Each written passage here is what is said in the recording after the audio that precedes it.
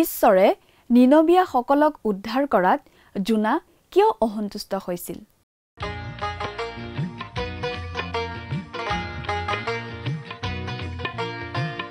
আজিৰে পবিত্ৰ ক্ষণতে উজলি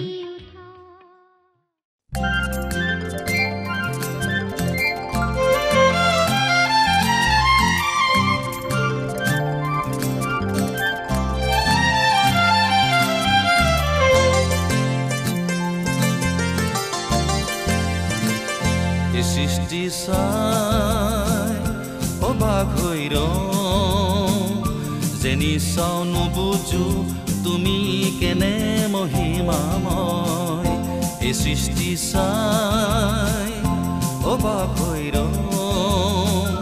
যেনি চাও নুবুজো তুমি কেনে মহিমাময়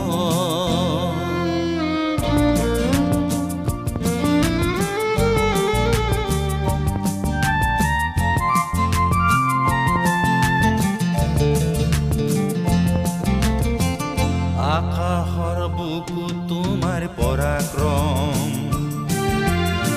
পৃথিৱীত সৃষ্টিৰ কেনে অনুগ্ৰহ অহো বাক্যেৰে পৃথিৱী সজালা নৈ পৰ্বত পিৰিখেৰে আঁকিলা সুন্দৰ ভাৱনা মনোৰম ৰচনা জানজুৰি যেনেকৈ বৈ গৈছে নদীলৈ প্ৰশংসা নিগৰে হে প্ৰভু তোমালৈ জানজুৰি যেনেকৈ বৈ গৈছে নদীলৈ প্ৰশংসা নিগৰে হে প্ৰভু তোমালৈ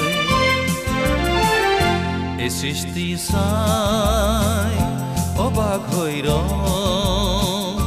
যেনি চাও নুবুজো তুমি কেনে মহিমাময়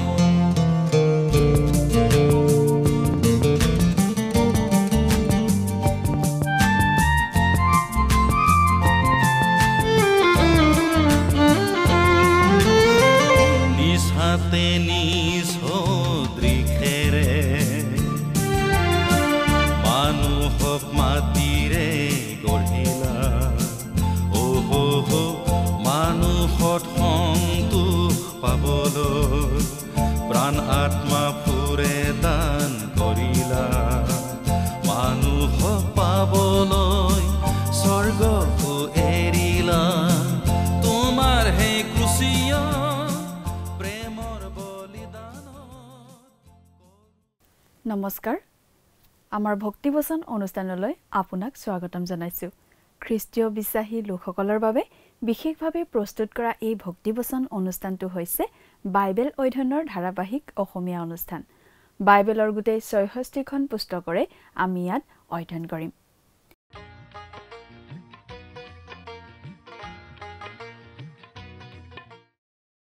প্ৰিয় দৰ্শক, যদি আপুনি আমাৰ আগৰটো অনুষ্ঠান শুনিছিল তেনেহলে আপুনি নিশ্চয় জানে যে আমি এতিয়া বাইবেলৰ পুৰণি নিয়ম খণ্ডৰ জোনা ভাৱবাদীৰ পুস্তকখন অধ্যয়ন কৰি আছো।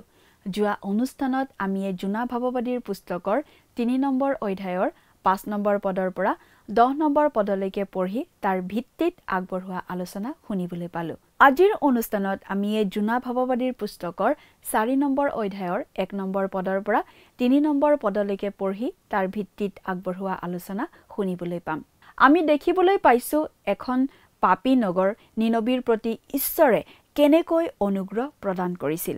এইটো পৃথিৱীৰ ইতিহাসৰ হয়তো আটাইতকৈ ডাঙৰ পুনৰ জাগৰণৰ ঘটনা আছিল।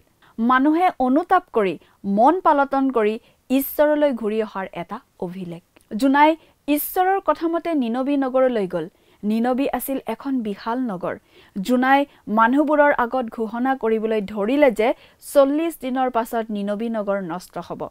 নিনবীৰ লোকসকলে জোনাৰ যোগেৰে কোৱা ঈশ্বৰৰ কথা বিশ্বাস কৰিলে। জোনা নিনবী নগৰলৈ গৈ ঈশ্বৰৰ বাৰ্তা দিলে আৰু গোটেই নগৰখনেই ঈশ্বৰলৈ ঘূৰিল। আগতে কেতিয়াও এনেকুৱা ঘটা আমি পঢ়িবলৈ নাপাওঁ। নোহৰো এনেকুৱা অভিজ্ঞতা হোৱা নাছিল, কিন্তু এনে অভিজ্ঞতা জোনাই লাভ কৰিছিল। জোনাৰ বাৰ্তা শুনি মানুহবোৰে ঈশ্বৰৰ কথা বিশ্বাস কৰিলে আৰু সকলোৱে সুখ কৰি মন পালন কৰিলে আৰু যেতিয়া মানুহবোৰে পাপ স্বীকাৰ কৰি মন পালন কৰিলে ঈশ্বৰেও নগৰখনৰ একো অনিষ্ট নকৰিলে একো শাস্তি নিদিলে নগৰখনৰ আগত দুটা বিকল্প আছিল তেওঁলোকে ঈশ্বৰৰ বাক্য বিশ্বাস নকৰা হলে তেওঁলোক ধ্বংস হলহেঁতেন কিন্তু তেওঁলোকে ঈশ্বৰৰ বাক্য বিশ্বাস কৰিলে পাপ মদতৰ পৰা ঘূৰিল আৰু তেওঁলোক ৰক্ষা পৰিল ঈশ্বৰ সলনি নহয় নিনবীৰ লোকবিলাকে সলনি হল আৰু ৰক্ষা পৰিল এনেদৰে ৩ নম্বৰ অধ্যায়তে জোনা ভাৱবাদীৰ পুস্তকখনৰ সামৰণি পৰা যেন লাগে কাৰণ যি উদ্দেশ্যৰে ঈশ্বৰে জোনাক নিনবীলৈ পঠিয়াইছিল সেই উদ্দেশ্য সফল হল কাৰণ মানুহবোৰে মন পালন কৰিলে কিন্তু সমস্যা তেতিয়াও শেষ হোৱা নাছিল কাৰণ আন এটা সমস্যা আছিল জোনাক লৈ জোনা আছিল সদায় কিবা নহয় কিবা এটা সমস্যাৰ সৃষ্টি কৰি থকা সন্তানৰ নিচিনা ঈশ্বৰক চিনি নোপোৱা পাপী লোকৰে পৰিপূৰ্ণ নিনবীৰ পৰা আৰু ঈশ্বৰৰ সমস্যা নাছিল এতিয়া সমস্যাটো আছিল তেওঁৰ ভাৱবাদী জোনাৰ পৰাহে জোনাই যি কামৰ বাবে গৈছিল সেই কাম সফল হল তাত জোনাই আনন্দ পোৱা উচিত আছিল কিন্তু তেনে নহল প্ৰিয় দৰ্শক কথাবোৰ অধিক বহলাই চাবলৈ আহকচোন এতিয়া আমি মূল আলোচনাটোৰ মাজলৈ আগবাঢ়ি যাওঁ আমাৰ পৰম পবিত্ৰ প্ৰভু যীশুখ্ৰীষ্টৰ নামত নমস্কাৰ প্ৰিয় শ্ৰোতা আশা কৰোঁ মহান পিতা পৰমেশ্বৰৰ মহান অনুগ্ৰহত আপুনি ভালে কুশলে আছে যোৱা অনুষ্ঠানত আমি বাৰু কি আলোচনা কৰিছিলোঁ আপোনাৰ মনত আছেনে যোৱা অনুষ্ঠানত আমি এই জোনা ভাৱবাদীৰ পুস্তকৰ ৩ নম্বৰ অধ্যায়ৰ শেষৰটো পদ পৰ্যন্ত আমাৰ আলোচনা আগবঢ়ালোঁ তাত আমি বিশেষভাৱে এই কথাটো পালোঁ যে ঈশ্বৰৰ আদেশ পালন কৰি জোনা ভাৱবাদীয়ে নিনবী নগৰলৈ গৈ ঈশ্বৰৰ বাৰ্তা ঘোষণা কৰি ক'লে যে ৪০ দিনৰ পাছত সেই নগৰ ধ্বংস হ'ব যদিহে তেওঁলোকে তেওঁলোকৰ মন পালন নকৰে জোনাৰ যোগেৰে ঈশ্বৰৰ সেই বাৰ্তা শুনি নিনবী নগৰৰ মানুহবোৰে সেই বাৰ্তা বিশ্বাস কৰিলে তেওঁলোকে মন পালন কৰিলে তেওঁলোকে উপবাস দিলে আনকি ৰজাৰ পৰা আদি কৰি সাধাৰণ প্ৰজালৈকে সকলোৱেই মন পালন কৰি ঈশ্বৰৰ আগত কাটৰোক্তি কৰিলে আজিৰ অধ্যয়নত আমি পুস্তকখনৰ শেষৰটো অধ্যায় অৰ্থাৎ ৪ নম্বৰ অধ্যায়ৰ ১ নম্বৰ পদৰ পৰা আমাৰ আলোচনা আৰম্ভ কৰিব খুজিছোঁ ৪ নম্বৰ অধ্যায়ৰ ১ নম্বৰ পদৰ পৰা ৩ নম্বৰ পদলৈকে আমি চাম প্ৰিয় শ্ৰোতা আপোনাৰ লগত বাইবেল আছেনে বাৰু যদিহে আছে তেতিয়াহ'লে পুৰণি নিয়মৰ জোনা ভাৱবাদীৰ পুস্তকখন মেলি লওক আৰু যদিহে আপোনাৰ লগত বাইবেল নাই আমি পাঠ কৰি দিলে অনুগ্ৰহ কৰি মন দি শুনিব আমি পাঠ কৰি দিব খুজিছোঁ জোনা ভাৱবাদীৰ পুস্তকৰ ৪ নম্বৰ অধ্যায়ৰ ১ নম্বৰ পদৰ পৰা একেবাৰে ৩ নম্বৰ পদলৈকে ইয়াত আমি এনেদৰে পাওঁ কিন্তু ইয়াতে জোনাই অতিশয় বেজাৰ পালে আৰু ক্ৰুদ্ধ হ'ল তেওঁ জিহুৱাৰ আগত প্ৰাৰ্থনা কৰি ক'লে হে জিহুৱা মই তোমাক মিনতি কৰোঁ মই নিজৰ দেশত থাকোঁতে সেইদৰে ভাবিছিলোঁ নহয়নে এইকাৰণে মই তৰ্চিছলৈ পলাবলৈ খৰ কৰিলোঁ কিয়নো মই জানিছিলোঁ যে তুমি কৃপালু ঈশ্বৰ দয়াৰে পৰিপূৰ্ণ ক্ৰোধত ধীৰ দয়াত মহান আৰু অমংগলৰ পৰা মন পালটাওঁতা এই হেতুকে হে জিহুৱা মিনতি কৰোঁ মোৰ পৰা মোৰ প্ৰাণ লোৱা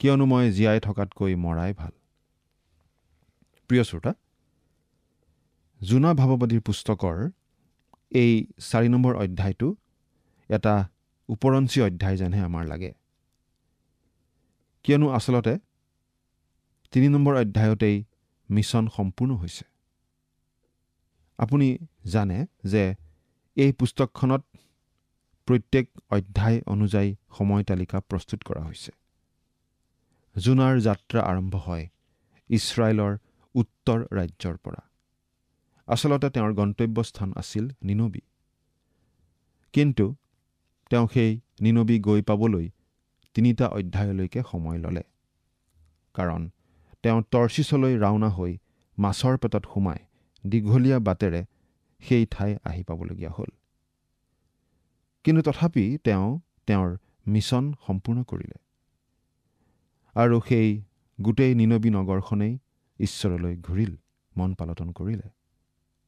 আৰু এনেকুৱা লাগে যেন তাতেই এই পুস্তকখনৰ সামৰণি পৰা উচিত আছিল। কিন্তু এতিয়া নিনবীৰ সমস্যা আৰু নাই। এতিয়া সমস্যাটো হ'ল জোনা ভাৱবাদী। এই জোনা আচলতে এজন সমস্যাৰ সৃষ্টি কৰা ব্যক্তি যেন আছিল। ঈশ্বৰৰ বিৰক্তি হৈছিল সেই অত্যাচাৰী, নিষ্ঠুৰ, দেওপূজক পাপীবোৰৰ সৈতে। কিন্তু তাতোকৈ বেছি বিৰক্তি হৈছিল জোনা ভাৱবাদী নামৰ সেই বিশ্বাসত পিছ হুহঁকা লোকজনৰ সৈতে। তেওঁ বাৰে বাৰে ঈশ্বৰক আমনি দিছিল। এতিয়া জোনাৰ গন্তব্যস্থান সলনি হ'ল। নিনবীৰ পৰা তেওঁ ঘূৰিল। তেওঁ নিনবী এৰিব বিচাৰিছে। আৰু আচলতে সেই নিনবী নগৰৰ পৰা ওলাই যাবলৈ পাই জোনা বৰ সুখী হৈছে। এতিয়া জোনাৰ গন্তব্যস্থান এজোপা এৰা গছ, য'ত নিজৰ বাবে এখন্তেক বাহৰ পাতি তেওঁ থাকিব পাৰে। এনে এক ঠাই বিচাৰি জোনাই নিনবী নগৰৰ পৰা ওলাল। তেওঁ নিনবী এৰিছে। তেওঁৰ গন্তব্যস্থান নগৰৰ অলপ বাহিৰত। কিন্তু তেওঁ গৈ ঈশ্বৰৰ অন্তৰত উপস্থিত হ'ব। ঈশ্বৰৰ অন্তৰত গৈ পোৱাতকৈ আন কিবা ভাল ঠাই কাৰোবাৰ বাবে থাকিব পাৰেনে? আৰু জোনা গৈ আচলতে সেই ঠাইয়ে পাবগৈ, ঈশ্বৰৰ অন্তৰ। ঈশ্বৰে জোনাক তেওঁৰ দৃষ্টিভংগী বুজাই তেওঁৰ মতত সমৰ্থন জনোৱাবলৈ আগবাঢ়িছে। এই অধ্যায়েই আমাক স্পষ্টকৈ দেখুৱাই দিব যে বাস্তৱিকতে ঈশ্বৰে কেতিয়াও আপোনাৰ মোৰ ইচ্ছাত জোৰকৈ হস্তক্ষেপ নকৰে। আমাৰ প্ৰত্যেকৰেই নৈতিক স্বাধীনতা আছে আৰু ঈশ্বৰে আমাৰ ওপৰত জোৰকৈ একো মতামত জাপি নিদিয়ে। আচলতে ঈশ্বৰে স্বৰ্গ আৰু নৰক কঁপাই ক্ৰুচৰ পথেৰে আহি আপোনাৰ হৃদয়ত টুকুৰিয়াই থাকে, আপোনাৰ হৃদয় দুৱাৰত টুকুৰিয়াই। আপুনি সেই দুৱাৰ নুখোলালৈকে তেওঁ ভিতৰলৈ সোমাই নাহে। আৰু এইটো আমি জনা উচিত যে দুৱাৰখন আপুনি ভিতৰৰ পৰাই খুলিব লাগিব। তেওঁ আপোনাৰ দুৱাৰ কেতিয়াও নাভাঙে। তেওঁ কেতিয়াও ভিতৰলৈ ঠেলি সোমাই নাহিব।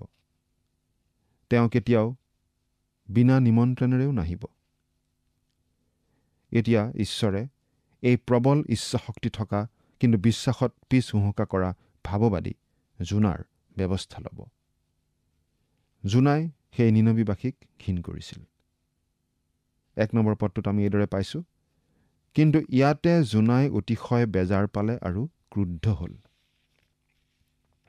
জোনাই এনেই অলপমান বেজাৰ পোৱা নাই। তেওঁ অতিশয় বেজাৰ পালে। তেওঁ এনেই অলপ ক্ৰুদ্ধ হোৱা নাই। তেওঁ বৰ ক্ৰুদ্ধ হ'ল। কিহৰ বাবে ক্ৰুদ্ধ হ'ল বাৰু? কাৰণ নিনবী নগৰখন ঈশ্বৰলৈ ঘূৰিছিল আৰু সেইটো তেওঁৰ পচন্দৰ কথা নাছিল। জোনাই ভাল পোৱা নাছিল সেই নিনবী নগৰ ঈশ্বৰলৈ ঘূৰাৰ বাবে। 2 নম্বৰ পদ, তেওঁ জিহুৱাৰ আগত প্ৰাৰ্থনা কৰি ক'লে, হে জিহুৱা, মই তোমাক মিনতি কৰোঁ। মই নিজৰ দেশত থাকোঁতে সেইদৰে ভাবিছিলোঁ, নহয়নে? এই কাৰণে মই তৰ্চিছলৈ পলাবলৈ খৰ কৰিলোঁ, কিয়নো মই জানিছিলোঁ যে তুমি কৃপালু ঈশ্বৰ, দয়াৰে পৰিপূৰ্ণ, ক্ৰোধত ধীৰ, দয়াত মহান আৰু অমংগলৰ পৰা মন পালটাওঁতা। তেওঁ জিহুৱাৰ আগত প্ৰাৰ্থনা কৰিলে। ইয়াৰ আগতে যেতিয়া জোনাই প্ৰাৰ্থনা কৰিছিল তেতিয়া বাৰু তেওঁ ক'ত আছিল? তেতিয়া তেওঁ মাছৰ ভিতৰত সোমাবলৈ ধৰিছিল। কিন্তু ইয়াত তেওঁ নিনবী নগৰৰ বাহিৰত গছৰ ছাঁত বহি এই প্ৰাৰ্থনাটো কৰিছে। তেওঁ কিন্তু একেবাৰেই সুখী নাছিল। দৰাচলতে তেওঁৰ মনত অসহনীয় বোজাৰ সৃষ্টি হৈছিল। এতিয়া জোনাই কি কৈ আছে শুনকচোন। হে জিহুৱা, মই তোমাক মিনতি কৰিছোঁ। মই নিজৰ দেশত থাকোঁতে সেইদৰে ভাবিছিলোঁ, নহয়নে? এই কাৰণে মই তৰ্চিছলৈ পলাবলৈ খৰ কৰিলোঁ, কিয়নো মই জানিছিলোঁ যে তুমি কৃপালু ঈশ্বৰ, দয়াৰে পৰিপূৰ্ণ, ক্ৰোধত ধীৰ, দয়াত মহান আৰু মংগলৰ পৰা মন পালটাওঁতা। কথাখিনি ভালদৰে মন কৰকচোন। এইটো অতি স্পষ্ট যে জোনাই ঈশ্বৰক ভালদৰে জানিছিল, ঈশ্বৰক সম্পূৰ্ণৰূপে জানিছিল। জোনাই ঈশ্বৰক কৈছে যে মই জানিছিলোঁ তুমি অতি কৃপালু, মই জানিছিলোঁ তুমি দয়াৰে পৰিপূৰ্ণ, মই জানিছিলোঁ তুমি ক্ৰোধত ধীৰ, মই জানিছিলোঁ তুমি দয়াত মহান, আৰু মই এই কথাও জানিছিলোঁ যে 40 দিনৰ মূৰত নিনবী নষ্ট হ'ব। যদিওবা তুমি কৈছিলা যদিহে নিনবী তোমালৈ ঘূৰে তুমি সেই নিনবীক ৰক্ষা কৰিবা, কিয়নো তুমি সদায় তেনেকুৱাই কৰা। প্ৰিয় শ্ৰোতা, জোনাই ঈশ্বৰক জানিছিল আৰু ঈশ্বৰক জানিয়েই তেওঁ কৈছিল নিনবীবাসীক মই ঘৃণ কৰোঁ, তেওঁলোকে ৰক্ষা পোৱাটো মই নিবিচাৰোঁ, তেওঁবিলাকক ঈশ্বৰে বিচাৰ কৰাটোহে মই বিচাৰোঁ। সেয়েহে মই নিনবীৰ পৰা বিপৰীতমুখে গৈছিলোঁ। জোনাই ভাবিছিল যে যদিহে সেই নিনবীবাসী লোকবিলাক ঈশ্বৰলৈ ঘূৰে, ঈশ্বৰে তেওঁবিলাকক ক্ষমা কৰিব, তেওঁবিলাকক ৰক্ষা কৰিব, কাৰণ তেওঁ জানিছিল যে ঈশ্বৰ দয়ালু, ঈশ্বৰ ক্ৰোধত ধীৰ, দয়াত মহান। গতিকে তেওঁ এই কথা জানিছিল যে নিনবীবাসী ঈশ্বৰলৈ ঘূৰিলে ঈশ্বৰে তেওঁলোকক ক্ষমা কৰিব, তেওঁলোকক ধ্বংস নকৰিব। সেইবাবেই নিনবীলৈ গৈ ঈশ্বৰৰ বাক্য ঘোষণা কৰিবলৈ তেওঁ ইচ্ছা কৰা নাছিল আৰু তেওঁ তৰ্চিছলৈ যাবলৈ আগবাঢ়িছিল। সেই কথা তেওঁ ঈশ্বৰক কৈ আছে। তেওঁ কৈছে আপুনি কিন্তু সেই নিনবীবাসীৰ ওপৰত নিৰ্ভৰ কৰিব নোৱাৰিব। সেই নিনবীৰ লোকবিলাকে হয়তো ভাল হোৱা বুলি বাহিৰে বাহিৰে দেখুৱাব পাৰে, তেওঁলোকে হয়তো ক'বও পাৰে যে তেওঁলোক ঈশ্বৰলৈ ঘূৰিল, কিন্তু আচলতে ভিতৰত তেওঁলোক পৰিৱৰ্তন নহ'বও পাৰে, আকৌ আগৰ অৱস্থালৈ ঘূৰি যাব পাৰে। সেই নিনবীৰ লোকবিলাক বিশ্বাসযোগ্য নহয়। কিন্তু জোনাই এই কথাটো জানিব লাগিছিল যে ঈশ্বৰে তেওঁলোকৰ হৃদয়খন জানে। নিনবীবাসীৰ হৃদয়ৰ কথা ঈশ্বৰে নিশ্চয় জানিব। তেওঁলোক সঁচাকৈয়ে মন পালটন কৰা হয় নে নহয় সেই কথা ঈশ্বৰে নিশ্চয় জানিব। কিন্তু জোনাই জানিছিল ঈশ্বৰ কিমান কৃপালু, কিমান ভাল আৰু কিমান দয়ালু। জোনা এতিয়া বৰ দুখিত আৰু ক্ৰুদ্ধ অৱস্থাত আছে। তেওঁ কি কৈছে? 3 নম্বৰ পদত আমি চাওঁ, এই হেতুকে হে জিহুৱা মিনতি কৰোঁ, মোৰ পৰা মোৰ প্ৰাণ লোৱা, কিয়নো মই জীয়াই থকাতকৈ মৰাই ভাল। প্ৰিয় শ্ৰোতা, শাস্ত্ৰত আমি দুগৰাকী মহান ভাৱবাদীয়ে এই একেখিনি কথাকে কোৱা পাওঁ। তেওঁলোকৰ জীৱনটো ঈশ্বৰে লোৱাটো তেওঁলোকে বিচাৰিছিল। আনগৰাকী ভাৱবাদী বাৰু কোন আছিল? মনত আছেনে? আনগৰাকী আছিল এলিয়া ভাৱবাদী। ঈশ্বৰে তেওঁলোকৰ প্ৰাণ লৈ যোৱাটো তেওঁলোকে বিচাৰিছিল, অৰ্থাৎ তেওঁলোকে একেবাৰে আত্মহত্যা কৰিব লগা অৱস্থা পাইছিল।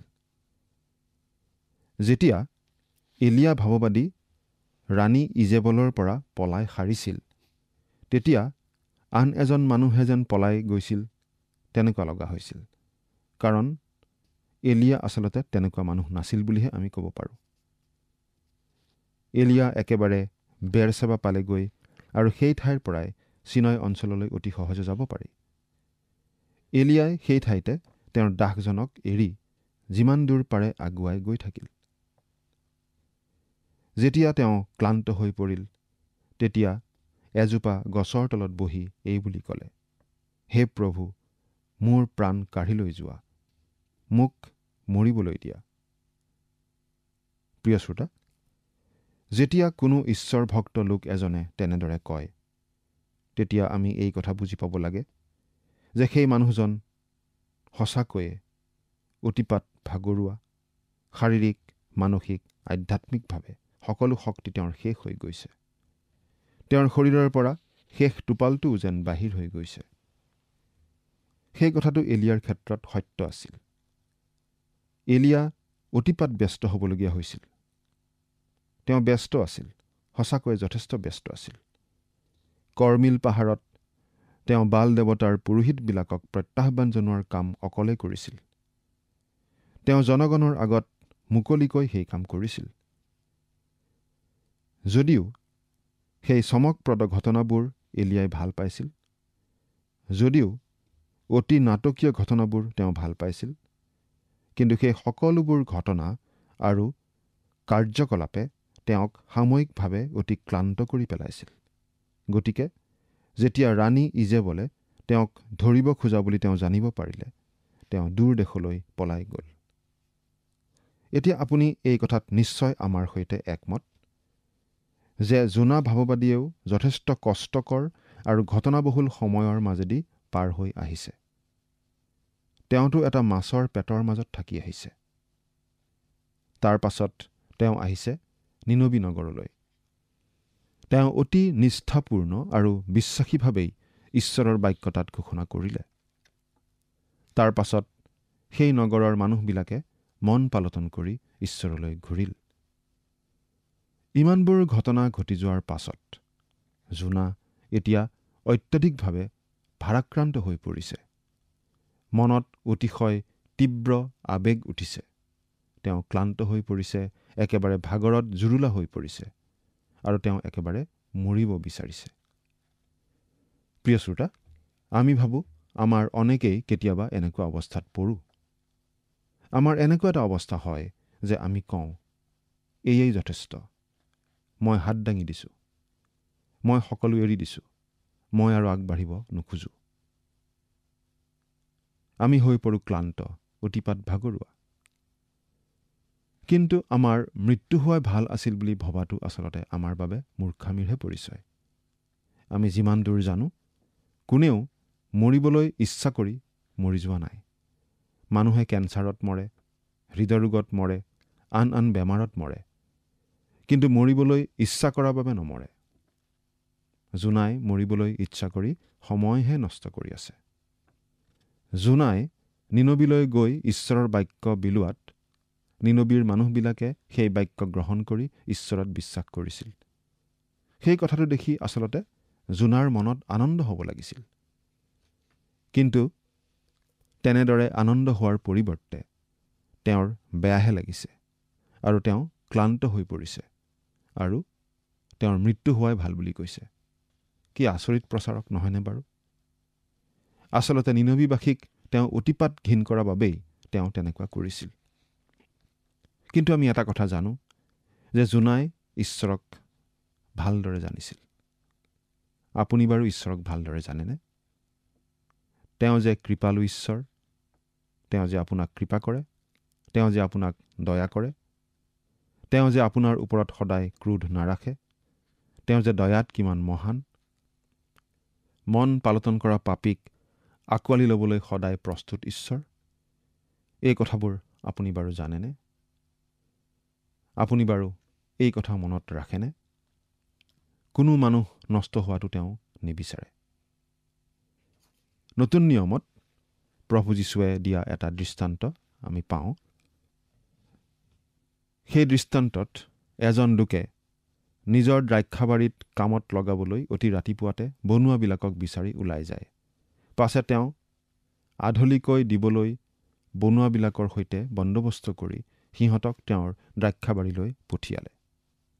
9 মান বজাত আকৌ এনেই থিয় হৈ থকা আন কিছুমান মানুহক দেখি সেইবোৰকো তেওঁ নিজৰ দ্ৰাক্ষাবাৰীলৈ পঠিয়াই দিয়ে।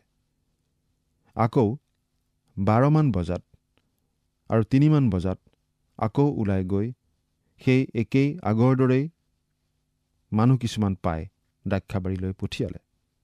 পাছে 5 মান বজাত আকৌ তেওঁ ওলাই গৈ আন কিছুমানকো এনেই থিয় হৈ থকা দেখি সুধিলে, তোমালোকে কি কাৰণে ইয়াত দিনটো এনেই থিয় হৈ আছা? তেওঁলোকে ক'লে, আমাক কোনেও কামত লগোৱা নাই। তেতিয়া তেওঁ ক'লে, মোৰ দ্ৰাক্ষাবাৰীতেই কাম কৰাগৈ। পাছে গধূলি হলত সেই বাৰীৰ গৰাকীয়ে নিজৰ ঘৰগিৰিক ক'লে, বনুৱাবিলাকক মাতি শেষৰ কেইটাৰ পৰা আৰম্ভ কৰি প্ৰথমৰ কেইটালৈকে সিহঁতক বেচ দিয়া। তাতে 5টামান বজাত লগোৱাবোৰে আহি আধলিকৈ পালে। পাছে প্ৰথমে লগোৱাবোৰে আহি ভাবিলে, আমি অধিককৈ পাম, কিন্তু সিহঁতেও আধলিকৈহে পালে। তেওঁলোকে গৃহস্থৰ অহিতে বুলমাত কৰি ক'লে, এই শেষৰবোৰৰ এঘণ্টা মাথোন কাম, তথাপি ৰ'দৰ তাপ আৰু দিনটোৰ ভাৰ সহন কৰা যি আমাৰ সৈতে সিহঁতক সমান কৰিলে। কিন্তু গৃহস্থই এজনক ক'লে, বোপা, মই তোমাৰ একো অন্যায় কৰা নাই। তুমি মোৰ লগত এক আধলিকৈ বন্দবস্ত কৰা নাইনে? তোমাৰ ভাগৰখিনি মই তোমাক দিছোঁ, তাকে লৈ যোৱা। আৰু এই শেষৰটোক সমানেই দিবলৈ মোৰ ইচ্ছা। মই নিজৰ বস্তুৰে নিজৰ ইচ্ছামতে যি খুচি তাকে কৰিব নোৱাৰোঁনে বাৰু? বা মই বেলেগৰ উপকাৰ কৰা দেখি তোমাৰ বাৰু চকু পৰিছে নেকি? প্ৰিয় শ্ৰোতা, সেই নিনবীবাসীক জোনাই অতিপাত ঘিণ কৰিছিল। কিন্তু সেই নিনবীবাসীক দয়া কৰাৰ সম্পূৰ্ণ অধিকাৰ ঈশ্বৰৰ আছে।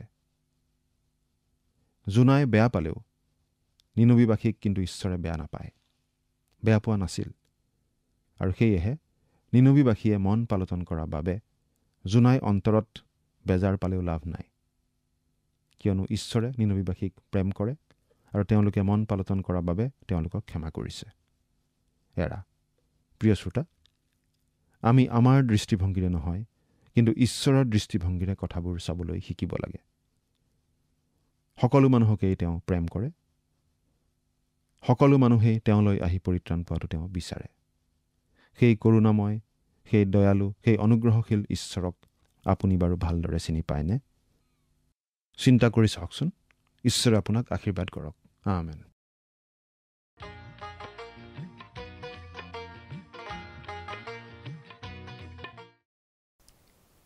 নিনবীলৈ যিটো উদ্দেশ্যত ঈশ্বৰে জোনাক পঠিয়াইছিল সেইটো সফল হ'ল, কাৰণ নিনবীৰ লোকবিলাকে মন পালটন কৰি ঈশ্বৰৰ শাস্তিৰ পৰা ৰক্ষা পৰিল।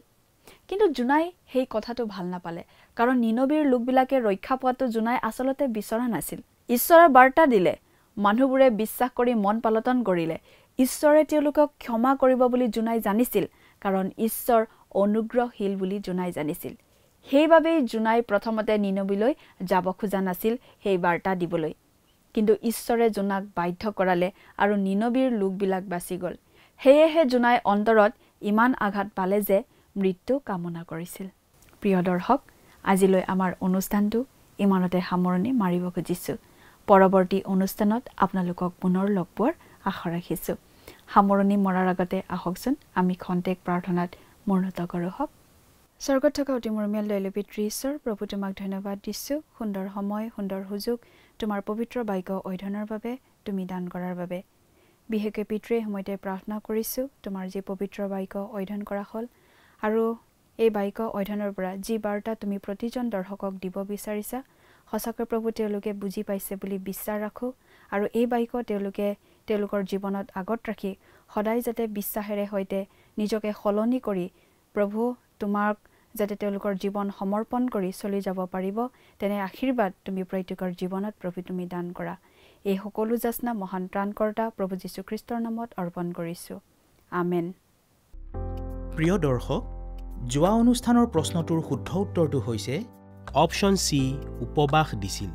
আজিৰ অনুষ্ঠানৰ ওপৰত আধাৰিত প্ৰশ্নটো হৈছে জোনা পুস্তকৰ কোনটো অধ্যায়ৰ অধ্যয়ন আৰম্ভ কৰা হৈছে?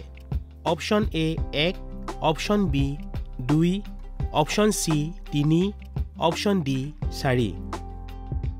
প্ৰিয় দৰ্শক, আজিৰ প্ৰশ্নৰ সঠিক উত্তৰটো আজি সন্ধিয়া 6 বজাৰ আগেয়ে আপোনাৰ নাম আৰু সম্পূৰ্ণ ঠিকনাৰে সৈতে আমালৈ 7429840242 নম্বৰত SMS নাইবা হোৱাটছআপ যোগে প্ৰেৰণ কৰক। প্ৰিয় দৰ্শক, যদি আপোনাৰ এই অনুষ্ঠানটি শুনি ভাল লাগিছে, তেনেহ'লে এই নম্বৰত এটি মিছ কল দিয়ক। ইয়াৰ যোগেদি আপুনি পৰৱৰ্তী অনুষ্ঠানত বিজয়ী হ'ব পাৰে।